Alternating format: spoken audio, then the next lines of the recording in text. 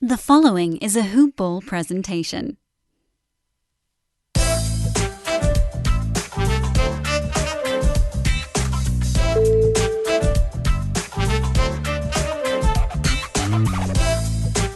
Greetings, everyone, and welcome to On the Fly, the official Pelicans podcast for hoopball.com, providing in-flight insight for all the Pela fans out there. Yesterday was Media Day, so in today's episode, we're going to recap all of the best quotes and talk about their significance and our general impressions of the interviews. We'll also discuss expectations for the rookies this season. I'm your host, Nick Guarisco, and as always, I'm here with Pelicans expert Michael Pellissier. Michael, Media Day usually comes during the beginning of training camp, and it allows the media to interview the players and coaches and kind of get to know them more. And what I'm going to do here is I thought it'd be fun for me to give some of the noteworthy quotes and kind of get your takes on them here. And we'll start with David Griffin. And I think the first quote that really stuck out to me, actually, was on David Griffin's interview. He went in the beginning of the day, and he said that, I quote, "We're here to beat people's ass." And so, excuse the language there, but what are your thoughts on that? I think it kind of speaks to the aggression and the win now approach that we've discussed. I think it also goes back. I mean, you can talk about the new brand that they have with Won't Bow Down. All of the communication this summer has really been about the culture that they want to build. And I think they definitely want to rebrand the Pelicans and the way that they're perceived in the city itself. And I like it. I like it. At least sounds nice. You know, I don't think it's better than like the alternatives, right? Like we're gonna lay low and you know we'll win when we win. So I mean, it's all lip service at this point for pretty much every media day. But I like the idea of it, and you know we'll see if they back it up. Right, and you're seeing some coaches like the Washington Wizards coach just came on record and said, "Oh, this year is going to be more about player development." But that is not the case here in New Orleans. Here, every indication is that we're going for it and won't bow down. I got to get your opinion on that. What do you think of the new slogan for this season? I like it, and I can't remember who I was talking to who was saying that it might be a shot at Davis brow down and all that kind of stuff. I don't know, it's always hard for me to tell when there are subtle shots being taken just because, especially with Griffin, because he is so polished, it seems like it can't be unintentional, but at the same time, yeah, I think he's being very intentional on what he wants to create, and that really has nothing to do with Davis. I think they want to be different from how they were with Davis in terms of the franchise perception, but I wouldn't say, you don't want to be beholden to, oh, we're over our ex, and then talk about our ex all the time. That doesn't make any sense to me. So I like it, though. What do you think? I think it's aggressive, and I like it, too. I think that David Griffin, who later said, he said, they didn't put us on national TV 30 times to take a beating. And I love how much, actually, So I love how much that he is talking about getting kind of the spotlight. He knows that he's going to get more of it with Zion Williamson, obviously. He knows that we have more nationally televised games. In fact, we opened the season with the Toronto Raptors on TNT. And then I think 3 of our first 4 games are on national television. I might be wrong about that, but it starts early, right? And he knows he's going to be getting more of the spotlight, and I'm happy that he's being aggressive about it and not saying, hey, look, I know that, Zion's in his rookie year. We could, treat this year as year one of a development, but no. I mean, this is all about making the playoffs. Yeah, and I think that's the way that it should be. I mean, I do think that you had said earlier about sort of what the Wizards were doing, and obviously the Pelicans are trying to be very different, but I do think that player development is a big part. I guess what I would say is that it's simultaneous, right? We're both trying to win and doing player development. If there's a scale of 100% is you're trying to win every game as much as you can, you're not at all worried about the future, and 0 is, I guess not the Wizards, but more like Memphis, I would say that we're probably 75-25 winning. Yeah, I think now they're really invested in. Yeah, and that'll change. And I like what Schmidt said last week about the fluidity of it all, where they're sort of set up to adapt to whatever, how the season goes is going to dictate how they play players. You might see players like Brandon Ingram and Lonzo and the younger guys getting more time as the season sort of comes to a close. But then again, if we are in the playoff hunt, maybe they don't get a huge uptick in minutes. I really am like, this is a weird season in which I could really see so many different things turning out aside from injuries, right? Like injuries will always affect your win-loss total, but this is probably the first year in a while where I could see us winning. I don't 50 games feels like a stretch. I think high 40s, and then I could also see us winning 33, 34, just depending on what they want to do. Right, which is about what we won last year, but we're a lot more talented than last year. And Jaxon Hayes is the guy that I think of when you're talking about kind of player development, when it's kind of past the point of making the postseason. If it's late in the year and mathematically it's just a long shot there, Jaxon Hayes is the guy I think of, and we'll talk more about him later in the episode when we discuss rookie expectations here. But I kind of want to continue this conversation real quickly. You mentioned 75-25 as going all out, win now, being 100%, and 0% being focusing on player development. I don't want to call it, it's not tanking, but just putting guys that are going to be more of your future prospects on the court to see how they fare and to get them minutes here. I guess my question, or I guess my point I wanted to make was that I don't think any NBA team is actually at 100% win now. And I know that sounds crazy, but the season's so long that even like the Warriors or a team that you expect to make the postseason, I still think that they're not 100%. When I think at 100%, I think playoff environment where you don't care about anyone's minutes at all. You are going all out. You're not trying to conserve anybody. You're not trying to keep them rested for future games. Like, you're trying to win this game 100% no matter what the cost is in the future, right? That's what I think of as 100%. And even NBA teams who are even more competitive than the Pelicans on the surface or on paper are not going 100% win now in generally in any NBA game, like during the regular season. Do you agree with that?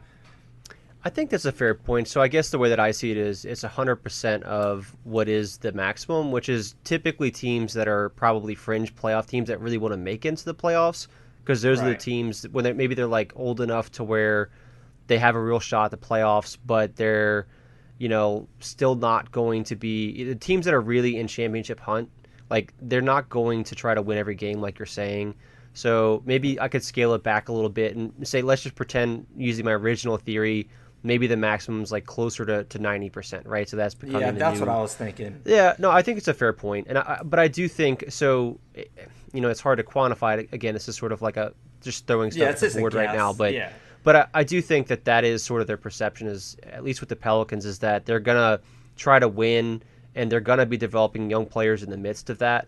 But at the same time, like, the winning is the priority in my mind, at least right now. Yeah. Again, these things are all subject to change in the middle of the season, but athleticism and defense seems like it's going to be a priority for the Pelicans, and it kind of seems like it's going to be our thing, right? Like, what we're known for, our identity, if you will.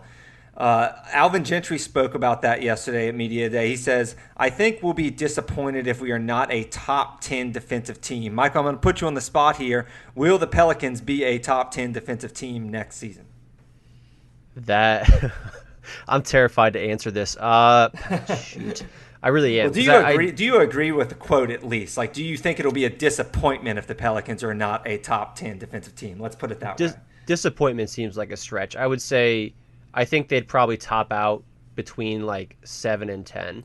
I think that's like the ceiling for them. I can't imagine them being a top 5 defense next year, simply because you have to have so much experience to make that happen. I do think if Lonzo stays healthy, that if he and Drew are playing together all year, that perimeter defense is going to be just outstanding. And so I think that's where it all starts. And then Favors is going to be Favors already is, by the way, a really, really good rim protector. I think it was Second Spectrum that was saying that he was technically the top rim protector last year. I don't know if that factored in volume against him, because I certainly wouldn't say that Favors is the best rim defender in the game, but he's very, very good. And if you have very, very good perimeter defense and you have very, very good defense at the rim when he's playing, I think you at least would construct a good defense. Help me out here because I'm more of an NFL guy here, and yards allowed in the NFL is one of the main statistics used for measuring team defense, which obviously, you can get where I'm going with this. I think that's a very flawed metric.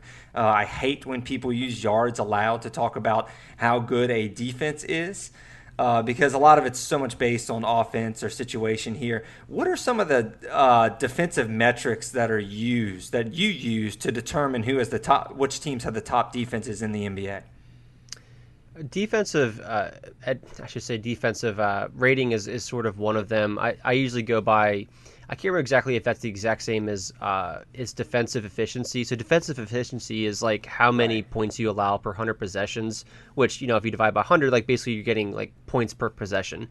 I think that's the one that I look to the most. And what's sort of lost on people, and this is something that I think a lot of the old guard sort of uses improperly, is they'll say, well, the Pelicans allowed, X points per game.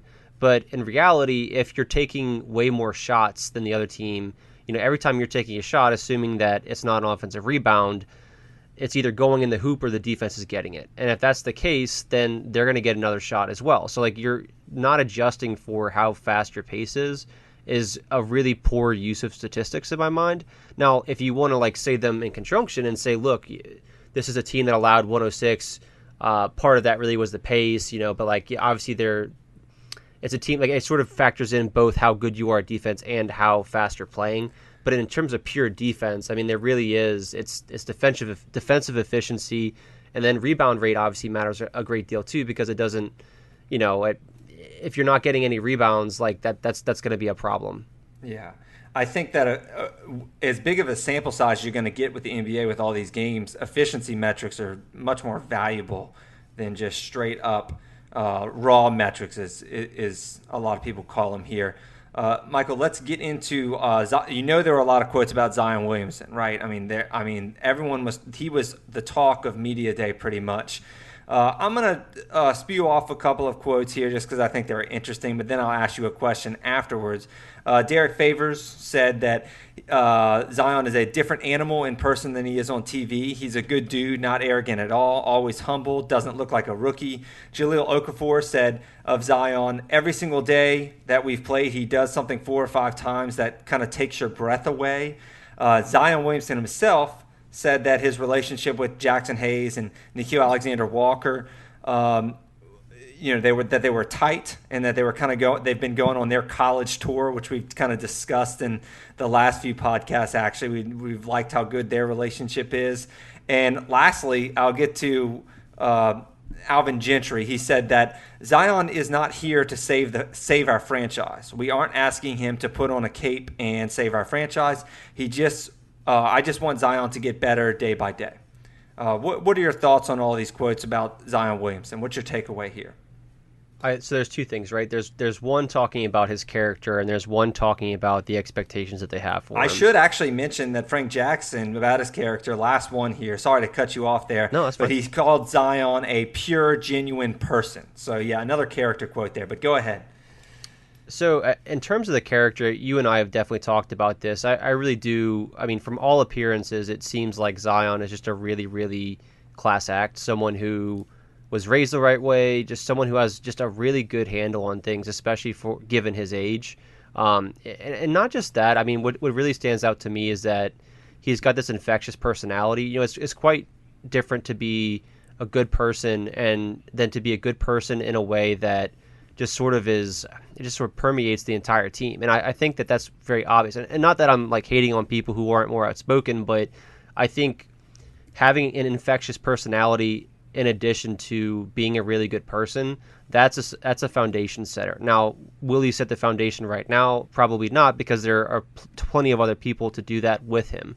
But in terms of that, I fully expect that they're being honest about it. He just seems to be that great. And in terms of the expectations from Gentry, that's something they've been so careful about from the get-go, is they don't want to put him in a situation where, it's nice that he's in New Orleans and out of the spotlight a little bit, but like you said, they are on national TV a whole lot. And I think they're being very careful about not thrusting too many expectations on him, because then, if he doesn't do great at the very beginning everybody's going to be talking about him being a bust. They're going to be talking about his weight, that's for sure, because they love to harp on that one. And in reality, most rookies just aren't that good at basketball. It really doesn't matter who you're talking about. I mean, there are very few rookies who come into the league and are ready to contribute as a 2 or 3 option right away. That's a pretty unusual circumstance. And even if they are, that doesn't necessarily mean that, like, let's just say next year Zion's the 3rd best rookie. That doesn't mean he's going to have the 3rd best career. The rookie year is important, but I don't want to like sit there and say we're going to judge everything for his entire career based on what we see in one season. I think that's ridiculous. Yeah, that sounds like something the New York media might do there, but New Orleans' smaller market might play to his advantage here.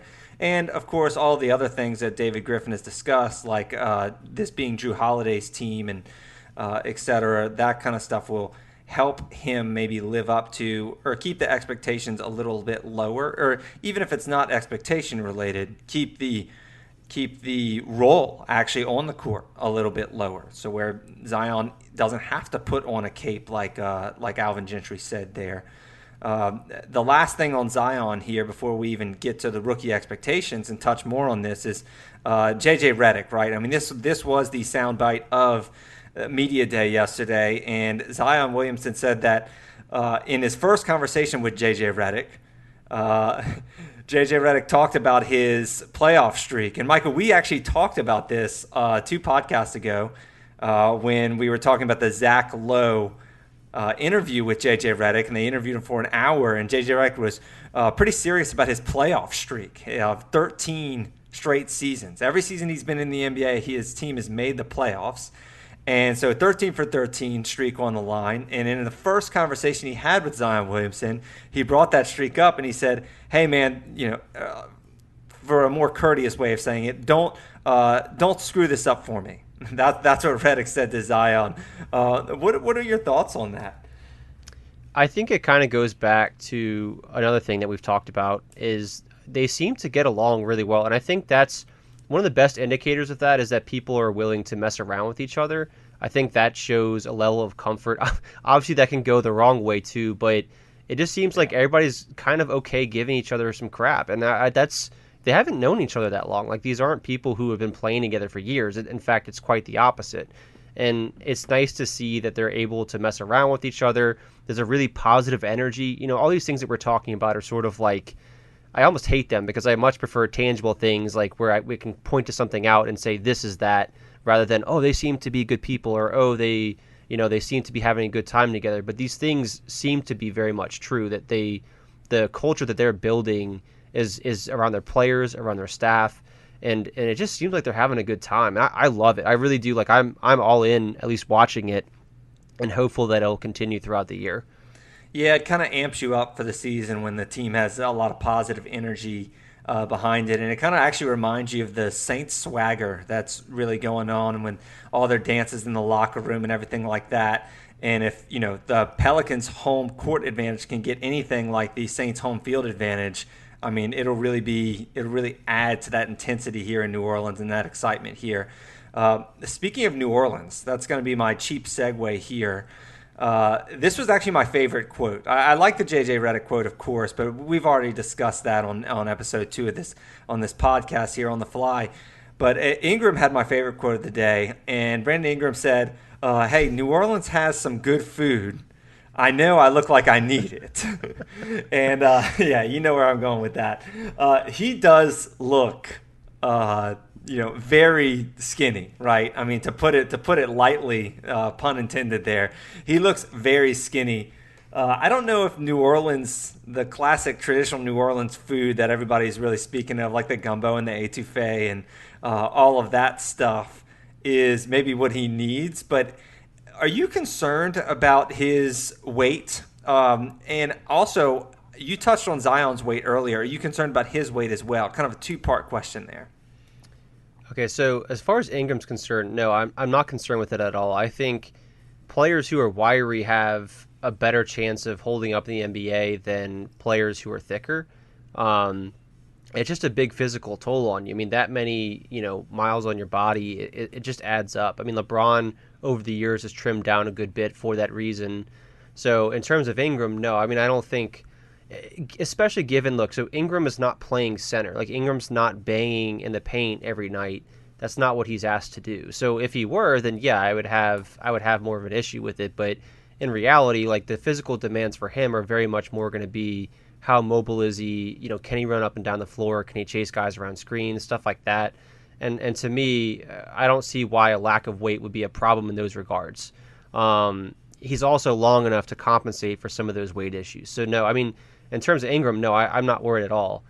With Zion, I think, okay, so I'm not worried. I think it's an area to watch. And this is something that people love to key in on because, look, it could become a problem. I'm not going to sit here and say that Zion, his weight isn't something that could become an issue because it could. But I just don't think there's any reason to panic yet because it hasn't yet been an issue in an NBA season. So I think you want to look at, over the course of his career, how he manages that weight. The problem obviously would be is if he has a major injury and for whatever reason, he can't keep off some excess weight. Maybe he loses some of that explosion. I think an injury, I'm more concerned with Zion's weight than I am Ingram. But again, I'm not concerned yet. I note that it's an area in which we could have issues later if he doesn't take care of it, which I don't see anything there to believe that he won't, that they won't take care of it. That's definitely true. And we have the situation where, and Coach K, Coach Krzyzewski kind of pointed this out before the Summer League, where he was talking about, they've basically been going on a college tour, right? Before the draft, a lot of players will gain a little bit of weight during the offseason of their rookie year because they aren't training and they have to go through all these flights and they're eating fast food in the airports, et cetera, and they're not able to get on their normal training regimen because now they're going to meetings for endorsements, et cetera. There's just so many things, especially with a guy like Zion, who's probably being recruited by, who knows how many companies right now like to sign up whatever type of thing they can to get involved with Zion Williamson. So he's a very busy dude in the offseason. So, I could see him gaining, 10 pounds and then working it off as the season progresses. That wouldn't shock me at all. And then in the converse of that, or on the flip side here is Brandon Ingram, where, it always makes, when a player is so rail thin like that, it always kind of makes me remember when Kevin Durant went to the NBA Combine, right? And I think the bench press, not that it's even a remotely good indicator of, how strong a basketball player is, but I think that bench press is 135 pounds at the NBA Combine. We'll have to fact check this. I think it's 185. It's 185. Yeah, I think. Sorry. Yeah. NFL is 225, and NBA is 185. Excuse me for that. And Kevin Durant couldn't do one. And it's like, oh, gosh, he can't do 185 one time. I mean, what a little weakling, and you look at his calves and you're like, gosh, he is just such a skinny little twig. And then you see him play and you're like, oh, yeah, well, none of that stuff matters because if the guy can play, the guy can play. So kind of like Ingram there. Yeah, maybe he does need to gain a little tiny bit of weight. But again, that's not something to really be concerned about until Zion and Ingram do something that, makes it a concern, right? But right now, just looking at them, I agree with you. I'm not very concerned just because of the way they look. But I do think it'll be a topic of conversation. Like if Zion were to struggle out of the gate, I do think that it'll be a topic maybe on ESPN. Will it be relevant or not? We don't know. Half the stuff they say is not really relevant. But I do think it'll be mentioned, and that's why maybe we should mention it here now. I also want to point out before we move on that it is possible for Ingram that his heart condition is one reason that he hasn't been able to, put on a little more weight if he's trying, right? Maybe. I mean, I don't know enough about the blood clot issues to know whether or not that factors into his weight. I mean, a lot of NBA I would just players think logically there, yeah.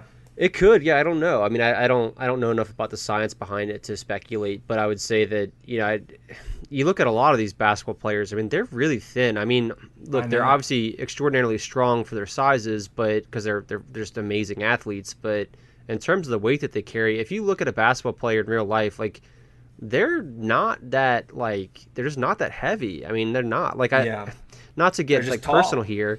I mean, like, I'm 205, right? I'm 5'10", and I'm not, like, huge, but I mean, like, I'm bigger than a lot of NBA players who are, like, maybe 2 or 3 inches taller than I am.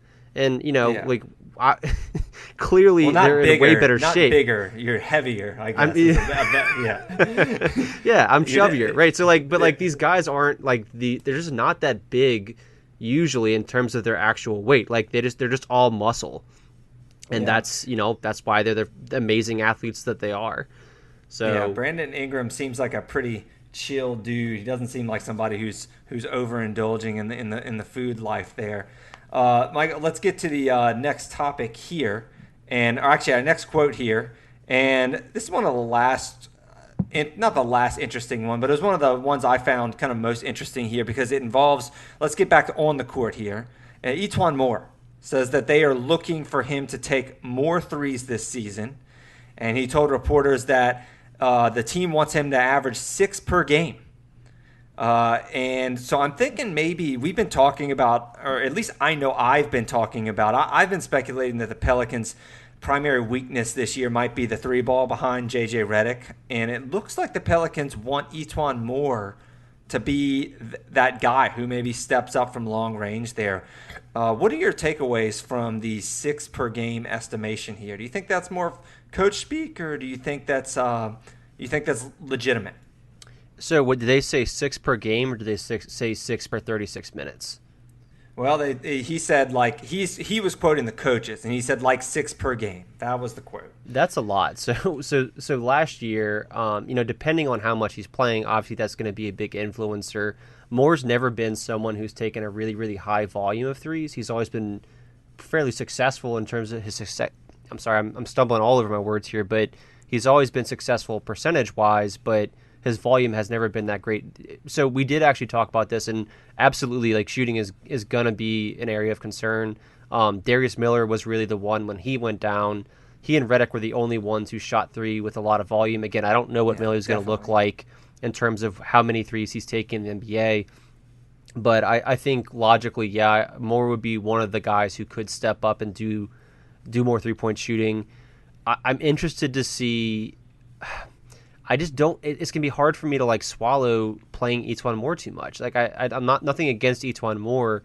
It's just I think we have a log jam on the perimeter, and I just don't know how you get everybody minutes. So like how he would take 6 per game.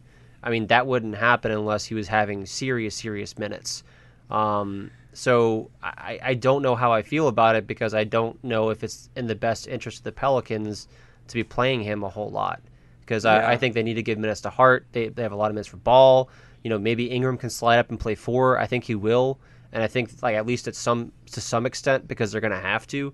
But like there's just too many mouths. Like it's going to be hard to balance all that. My takeaway from it is pretty similar, except I think it sounds like something a coach would say to a player who might be in line for less or fewer minutes and maybe potentially frustrated about it. Not saying that Etuan Moore is frustrated, but I think it might be a proactive way for a coach saying, hey, listen, you're not going to be this massive part of the rotation. We have a lot of talent on this team. But when you're in the game, we want you to score. So be ready, right? Like that's kind of how I take the quote in kind of his role. So I'm just wondering, I don't know how many minutes he's going to play. I agree with you. It's tough to really figure out where he fits in or estimate his minutes here.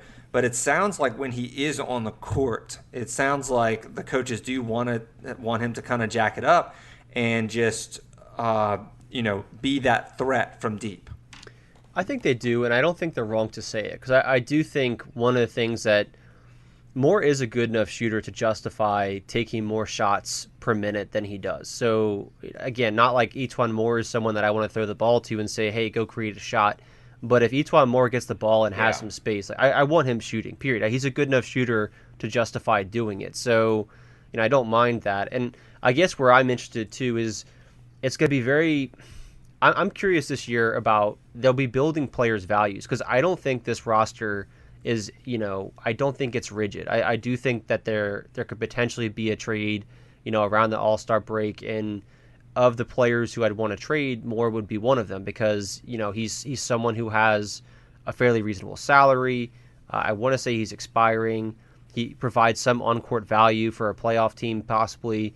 But also, I think he could be salary filler for a trade for a bigger fish. And Schmidt's talked about this all the time. But so Bradley Beal, like you said, the Wizards earlier. You're talking about how the Wizards are looking at this as a rebuilding year. Bradley Beal is way too good to be on a team that's rebuilding forever. Right. And I don't know how they accelerate their rebuild given John Wall's contract and the length of it. It's a monster. And John Wall has been seriously injured so much. Like, they're in a weird position. So, look, I'm not saying we're going to trade for Bradley Beal, but if we were going to trade for someone like Bradley Beal, then E'Twaun Moore would probably be a part of that package. So yeah, the weird part about Bradley Beal is that do they even have a GM yet over there in Washington? I want to say they do. Yeah, that was the hesitation from earlier when there were trade rumors, along with Anthony Davis, of course, who we were going to trade him to. Bradley Beal was thrown in there in three-way deals, and that was kind of my hesitation on predicting that, because a team that doesn't have a GM in place, like for the future, is going to be more reluctant to deal assets until they get one, right? But yeah, I mean, no, it's interesting though. I mean, E'Twaun Moore definitely could be kind of filler and help, potentially push a trade through. He could also help the Pelicans. I mean, you never know with injuries. Like, if Redick went down, I mean, all of a sudden E'Twaun Moore is the three-point shooter on our team. So another one potentially could be Josh Hart. And Josh Hart said yesterday, I want to get your take on this quote, Michael. If you're on a team who has good veterans and don't listen to good veterans, you're not going to do well in this league. Is there anything to that, or do you think that might mean a little more than what's on the surface, or do you think he was just kind of saying, "Hey, let's listen to the veterans here"? I wouldn't read into it too much. I think he probably had a good point, and it was just sort of exaggerated. I don't think it's impossible to succeed without the mentorship of older players, but I do think you're foolish not to lean on that, especially given that, in particular to the Pelicans, they actually have a lot of those guys. They have a few at least. They have like 3 or 4 who the players can lean on for advice. So I would think they'd be foolish to ignore it, but I don't think it's as simple as you need it to succeed. I think for some people, they're going to be successful pretty much no matter where they land because they're that talented. But I also think that, especially for fringe players, that's probably where it's more important, is you need to figure out how you can make a difference in the league. And one of the most interesting transitions for me is that, if you look at college or any sort of feeder system into the NBA, it's not always the best players who make it in the NBA. It's the players who can carve out a role. And that might mean that they have a high usage role, and it might mean that they don't. It just depends. I hear you there. Let's go on to, I think, the last quote we have here, and it's about Lonzo Ball, and it's about his jumper here. He says he told reporters that he was excited. He says, quote, "We're going to go fast. I'm working on my jump shot and off pick and rolls for the last month." So we saw some videos, actually, and I know J.J. Redick actually had a quote saying nothing really matters until the real refs and the real scoreboards in the real games count. He doesn't like looking at these workout videos, but we're going to talk about a workout video anyway, because we just saw a video that's kind of going viral within the New Orleans Pelicans fan community, the Pelifans, if you will, and it's a much smoother looking stroke. What are your thoughts on this video that was put out? He made several jump shots in a row, and it looked pretty clean. So I like it. It looks better. I think he's got less wasted motion. It's coming more from the center of his body. I do think that Redick is right, and I actually have a story with this. So when I went to college, there was a guy who was trying to get back in the NBA. This is a guy who was always known as a defensive player. He was a big man. He really didn't do any offense at all. He was really just there to block shots. I watched that guy work out in the gym when he was trying to get back in the NBA. He made, I'm not joking, 80 or 90% of his shots were mid-range. Wow. It was insane. It was actually, I might be understating it, because it was that. Now, again, he was getting passes to the same spot over and over again, kind of like Lonzo was today. But, I think he shot 30 to 40%. in the actual regular season over the course of his career. So like I just don't care. I don't, like seeing someone make shots in practice, people like to get excited. If you want to get excited, like the form is definitely the reason to get excited, but you have to see it hold up in games before you get, too excited. And also, like, I think it's worth mentioning too that some players don't have a normal form and they get away with it. So someone like Kevin Martin, he has a very bizarre shot, or he had a very bizarre shot. That guy was a really good scorer and shooter. And it doesn't mean anything. You might have the cleanest looking release in the game, and if you're making none of your shots, I just don't care. So like I want to see it hold up.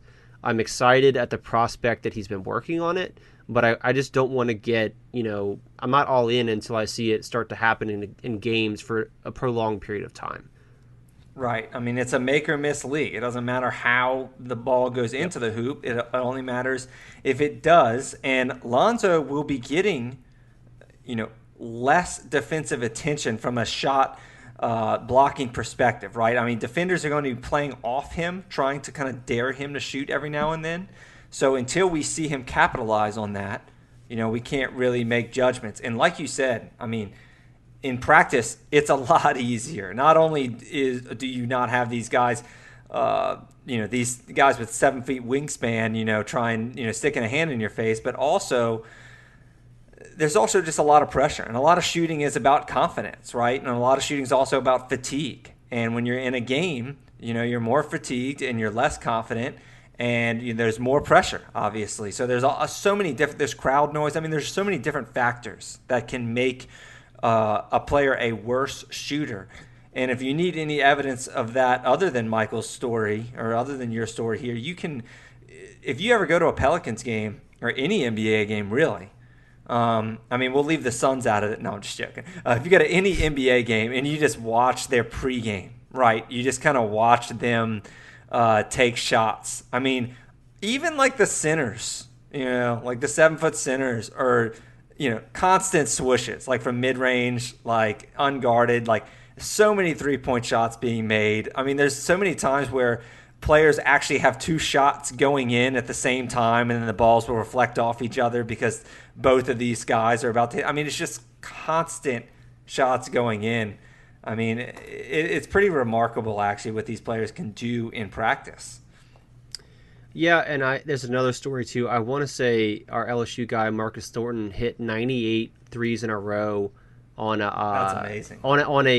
It was a pre-draft workout. That was the story. Again, I'm not going to pretend like I was sitting there watching Marcus Thornton hoist these things, but like it's just a different game. Like you're saying, fatigue, the pressure of the moment, and I think what people neglect is especially for someone smart like Lonzo. I think at some level, a lot of players who are really good at thinking the game can overthink the game, and I think when they get in sort of situations where they're taking shots and they've maybe missed a few or they're not really on that night, I think it gets in their head and it can potentially make it worse. So, and he's always looking for great passes too. I mean, he's such a great passer that, even that slightest hesitation when he pulls up and may, just thinking in the back of his mind, oh, is somebody open right now? Like, should I be passing this ball? Somebody like Lonzo is always thinking about the next pass. So even that, and we actually spoke to another issue with potential of shooting, his free throws, right? I mean, a guy is going to be less likely to drive into the lane if he can't sink the free throws or convert on the free throws afterwards once he gets fouled. So there are a lot of factors in play during a game. So you're right, we have to see it. The last thing I learned at Media Day was, before we get into expectations of the rookies, and this is just, you don't even have to comment on this, Michael, I just thought it was really interesting.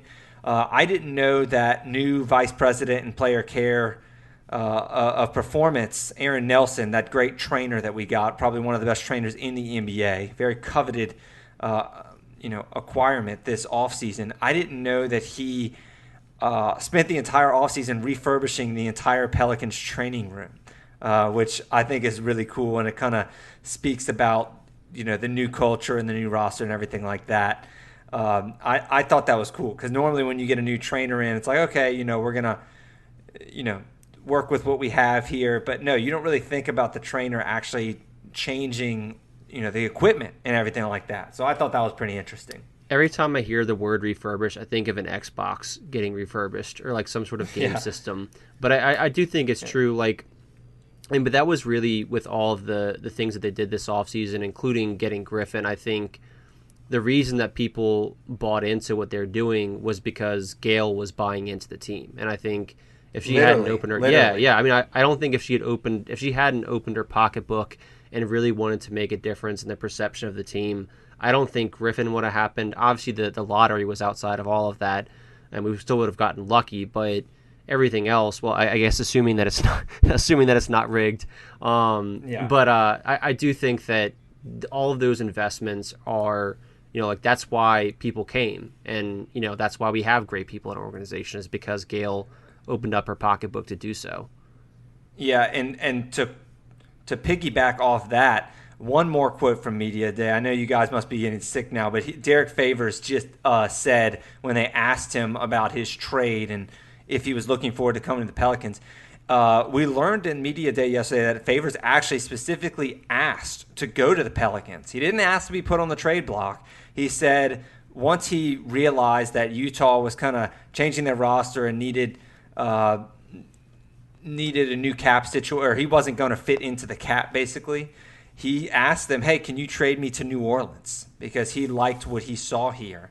And I think that kind of piggybacks off what you said there, kind of proves that there is optimism here, and players are seeing the investment that Gail Benson is making here into the team, which is great. So I don't know if this was from Media Day, but I think one of my favorite quotes from Favors, I don't know if you had heard this, was that they're asking him about New Orleans being a football city.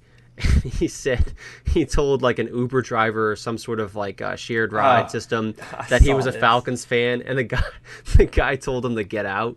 Lesson learned there. Lesson learned. That's hilarious. Yeah, that's great. Right? I mean, there's a lot of passion right now with Drew Brees out, and this is probably I think this was 2 days ago, so I think this was the day after we beat the Cowboys without Drew. So, I mean, he'll learn there. He'll learn there.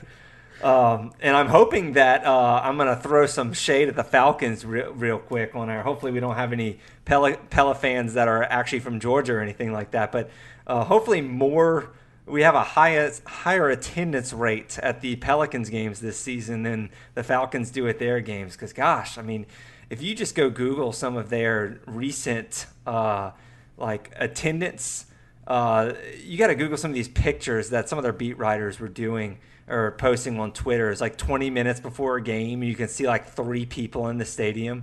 I know it's like a late crowd often. That happens for the Pelicans too, but it is alarming how few people go to these Falcons games. It's pretty shocking, honestly. So hopefully Derek Favors will be pleased with the fan support with the Pelicans as opposed to his Falcons there.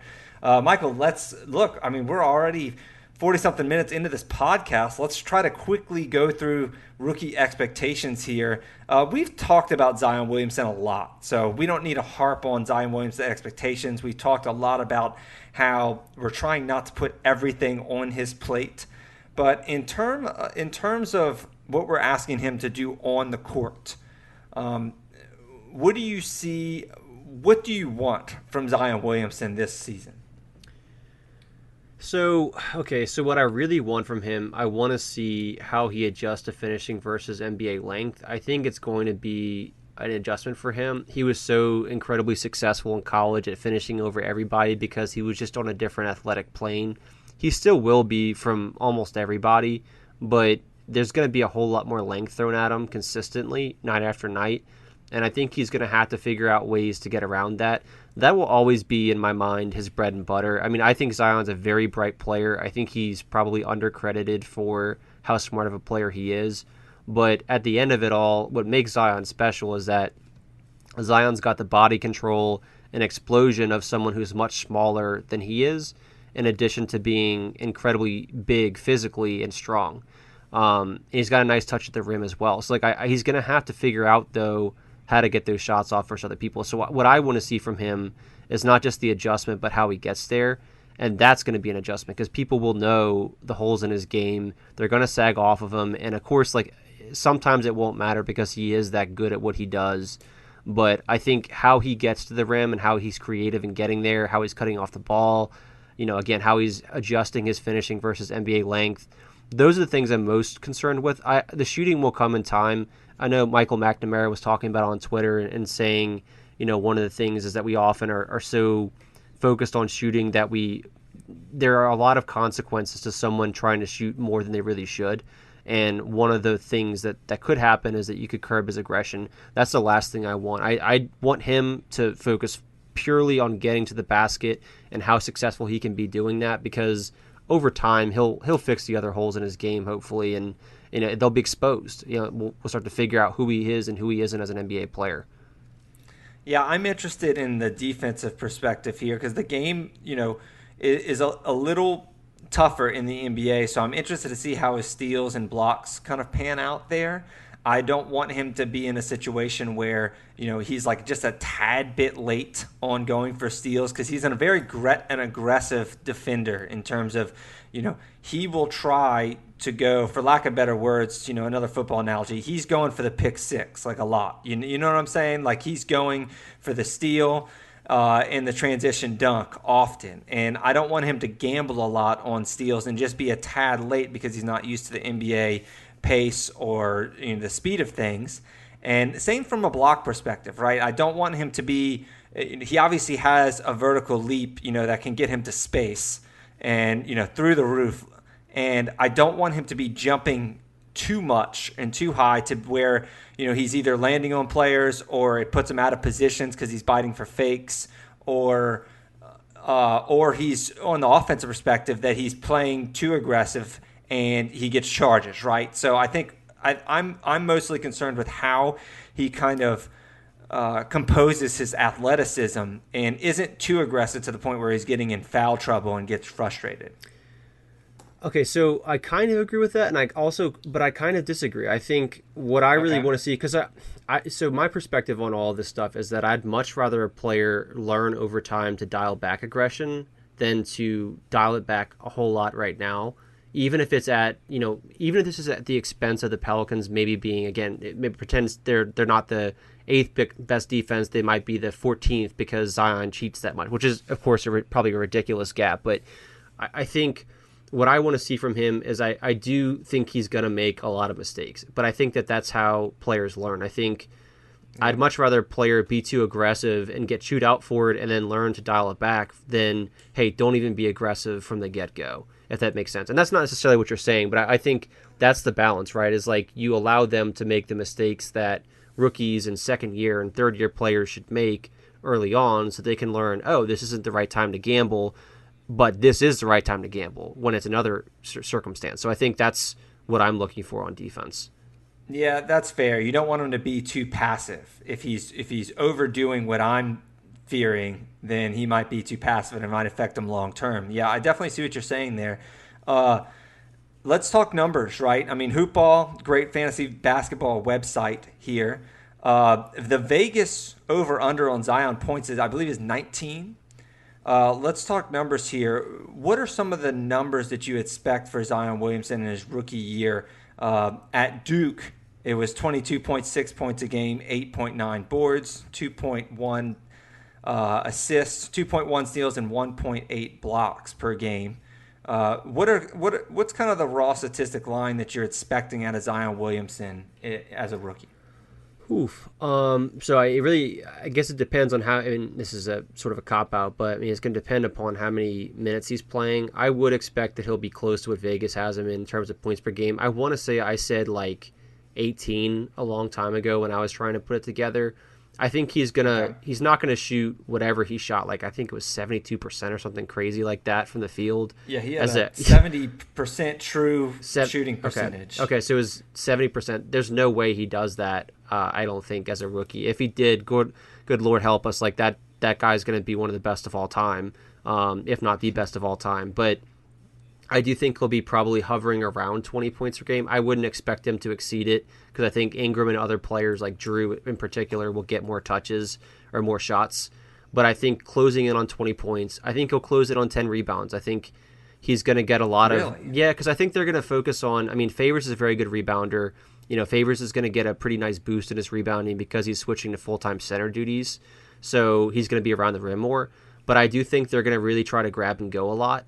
And I think you see the success of it where players who can really grab a rebound and push it up the floor, which Zion can, you're sort of accelerating your offense, and that's something they've talked about is pushing the pace and things like that. I think Zion will be a big part of that. So I think he'll be around. I think he'll be around a double-double, and I think he'll be closing in on 20 points per game. So, gotcha. Yeah, I'm a little less optimistic on the points. I think that, and the boards actually. I think it'll be around. I don't know. Were you saying were you meaning like 8 rebounds per game? I think that's what kind of I have them at, maybe 7.5 or 8. No, I have it as more because I think that the pace is so different. Okay. The pace is so different in college and pros that I think if he gets the minutes, again, this is all depending on how many minutes per game he gets. If he's getting 30, then is he probably getting 10 rebounds per game? Probably not. If he's getting 32, 33, I think you're closing in on that space where he is. I think he'll probably average between like 10.5 and 11 point rebounds per 36. That's my guess because I think he'll be a monster on the offensive boards if they allow him to be. If they allow him the risk taking to get in, basically fight for offensive rebounds at possibly the expense of transition defense. Yeah, I would go the under on the points, though, the Vegas points at 19. I would bet the under on that just because of what you were saying about we do have other scoring options there. And I think he's going to be closer to about 17 points a game. And that 2 points is actually a huge difference. So, but anyway, I would go the under on there. And I'm kind of expecting – I don't know. I want to say 3 or 4 assists a game because I do think he's a good passer, and probably I'm kind of hesitating with steals and blocks. I want to say like 1.3 steals and maybe I'm going to say the same 1.3 blocks and 1.3 steals, which would be great. I mean, but what are your thoughts on that? I think those are reasonable figures. I don't think he's going to be averaging over 2 blocks per game. That's for sure. I think you're really going to see, wingspan just matters a lot for blocks. It just does. And despite how athletic he is, I don't think he's closing in on 2, especially this early. I think his timing will probably be good enough later into his career where, like, if you hit him where he's got some experience and he's still got his explosion like he does right now, he'll probably average closer to 2.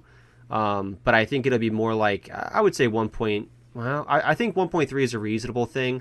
I think 1.3 to 1.5 is probably a reasonable expectation for both of them. I was going to say 1.5. I didn't want to be too optimistic, though. I would love to see 1.5 for each of the steals and blocks. Let's move on to Jaxon Hayes. 8th overall pick for the Pelicans here. And he was a Texas Longhorn, and he's got a 7'4" wingspan. And right now he's kind of our third-string center, if you will, behind Derek Favors and Jahlil Okafor, and I think he'll start the season there. A lot of Pella fans aren't really expecting Jaxon Hayes to contribute much early in the season at least, but he might become more of a factor later if the Pelicans are out of contention. So my stance on Jaxon Hayes is that I don't really want to see him play that much, honestly, in his rookie year, because if he's playing, it's probably bad news for the Pelicans season, right? It could be. I think he'll get some time. Yeah, I think he'll get some garbage time. I think he will get some minutes here and there. I do agree that he's really not – I think he even said that they're treating this almost like a redshirt year as he sort of acclimates to the pro game. He is really raw. What is nice, though, about young bigs who are athletic like that is – if you don't put them in situations where they're expected to play 25, 30 a night, if they're sort of like, almost like Diallo really has been most of his career, where he's in there for energy and he's not, he was never someone that we really leaned on or relied upon. I think that Hayes is athletic enough to make somewhat of an impact, especially if he's playing around other people who can cover up for some of his mistakes. And I do think he's a very good long-term prospect. So selfishly, I'm kind of wanting to see him more than maybe is good for the Pelicans this year. And that sort of goes back to the 75-25 theory. So, I don't think he'll play in every game. I think he'll play maybe like 30, 40 games, and he might wind up, averaging 5-8 minutes per game, over the course of the season. I don't know. It'll be low. I don't think he'll play a lot. Yeah, I love the point about him being more aggressive when he's actually in the game, because you see guys like Mitchell Robinson for the Knicks, who, when he plays limited minutes, he's able to go for all these swats, right? And he's able to be more aggressive, and at the expense of actually taking a lot of fouls, to where at that rate, if he was playing 30 minutes a game, he'd foul out almost every game. But Jaxon Hayes will be, if he's only playing for a couple of minutes a game in games that are already kind of determined, if you will, he'll get a chance to be aggressive, and he'll get a chance to make some of those raw rookie mistakes. Yeah, and that's what you want. I mean, you want someone to learn from their mistakes. So I think he will get that kind of experience when the time's right. Depending on what happens with Favors, that's what I'm wondering what Favors is going to be like for us long term. If he is someone who is going to be around for the long haul, that would obviously cut into what kind of minutes per game that Hayes gets, which actually in a weird way could kind of help us, because I think Hayes will probably wind up getting, if he develops into what he looked like in Summer League, you could be talking about a max contract player very easily. And, maybe not, I don't know. I feel like I might be a little high on that, but I think that it's possible. And you don't want him to have, this ridiculous contract. So if sort of holding him back artificially helps with that, I don't know. I feel like I'm even talking myself out of my own argument. I think he's going to get a really big contract. And I do want him to get time. I take it all back. Just don't listen. No. I think it's good. It's good. Stream of thought, stream of consciousness here. Let's get into Nickeil-Alexander-Walker. He also had a great summer league, right? I mean, he was phenomenal. I think he got I think he was on first or second team all summer league, I'm pretty sure, for what it's worth. I'm kind of talking now and kind of saying, that's really not that important, but it's better than not being on it, right? So he was pretty impressive, and he did a variety of different things in college and in summer league. He kind of showed that he can be a good scorer. How much do you think that NAW, as we'll call him, how much do you think NAW is going to play in his rookie year?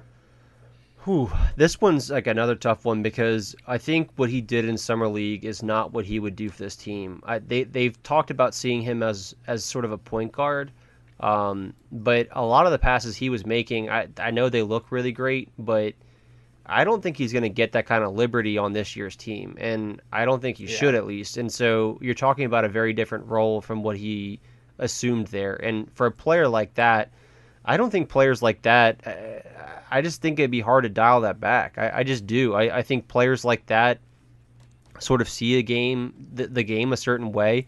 And honestly, I don't want them to dial it back. I think you can look at someone like Jokic. If you look at Jokic's story, they're talking about how he was doing all these crazy passes in practice.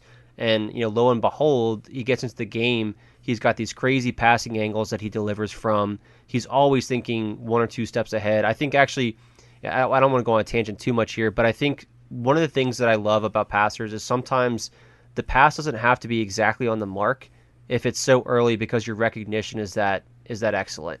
And Jokic is certainly that kind of passer for me. And if Nickeil shows even just a fraction of what that is, I mean, that would be a big win. And I just don't know how on this team today, besides maybe backup point guard duties, I don't know what role he would assume. Right. I mean, the equivalent is when a quarterback throws a ball before the receiver breaks out of his route, kind of an anticipation throw. You don't have to be that accurate if you put it generally in the right spot, and the receiver just gets out of his break and he's able to make the catch, right? You don't have to be as accurate to where if the defender's draped on him, because the defender's not going to be glued to him right after he gets out of his break, right? I mean, the receiver's barely going to know it. So I see what you're saying about about making anticipatory passes. Some players are going to be able to do it sooner than others, and you don't have to deliver it right to his chest every time, or right to where he's going every single time, because in a way it can catch the defender off guard regardless. So but yeah, Nickeil-Alexander-Walker certainly showed some risky and either really good or risky passes that sometimes led to turnover in the summer league. What's your minutes take on him? Or how many minutes do you think he's going to play, and who do you think he's behind in the rotation? I think he's pretty far down there. I think we just have so many wings that can play basketball that it's going to be hard to find minutes for him early on. I think maybe you could talk about him getting more like 5 to 10 minutes a night, just to get him in there, maybe to play a little bit of backup point guard and see what he is. But that might be, in the middle of the year, towards the end of the year. Honestly, there are so many players in the wing that I'm having a very hard time projecting, especially people like Nah. I mean, I know the main guys, they're going to get a lot of minutes, but the guys like... Pelicans are deep. Yeah, man. This is the deepest. I really do think... Schmidt talked about last podcast how we really don't have a backup point guard, which I agree if you're not considering, Drew a backup point guard if he's playing alongside Lonzo. I think Frank Jackson, it would be the backup point guard if somebody, I guess, if Lonzo were to get hurt. I think so. I have worries about Jackson because I think... I have worries too. Oh, okay, so you're saying that's his role. Yeah, I'm not saying he should be the backup point guard. I'm saying that I think that's what the team would do first. I think he would be our first option. If that didn't work, we might look to make changes. But I think just based on what I've seen, and your opinion obviously holds more weight here, but based on what I've seen, I think that Jackson would be given the keys to the backup point guard job if Lonzo would get hurt, and then we'll see what happens from there. I think so. But yeah. I don't know. No, I agree. But what were you saying, though? You were saying that, if Lonzo were to get hurt, Nickeil might be kind of tested there a little bit? Or yeah, I think he'd get more run for sure, because I don't think they have a lot of primary creators on this roster in terms of pure point guards. I mean, they have a lot of sort of like secondary and tertiary playmaking. I think Kenrich is a pretty good tertiary facilitator. I think Zion's a better passer than he's given credit for.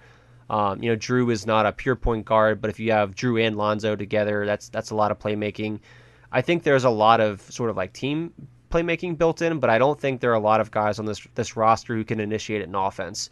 And so if it comes down to it, Lonzo does get hurt or Drew gets hurt or whatever, I think there might be a small window of opportunity for someone like Nah.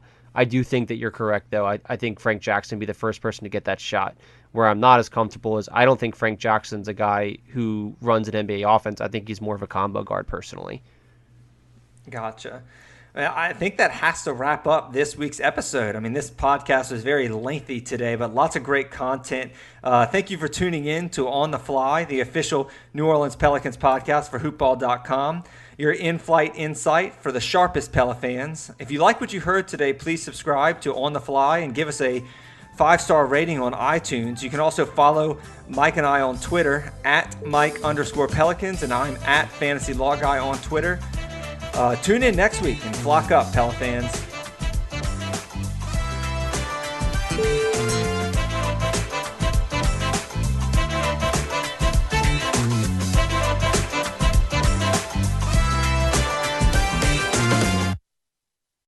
This has been a Hoop Ball presentation.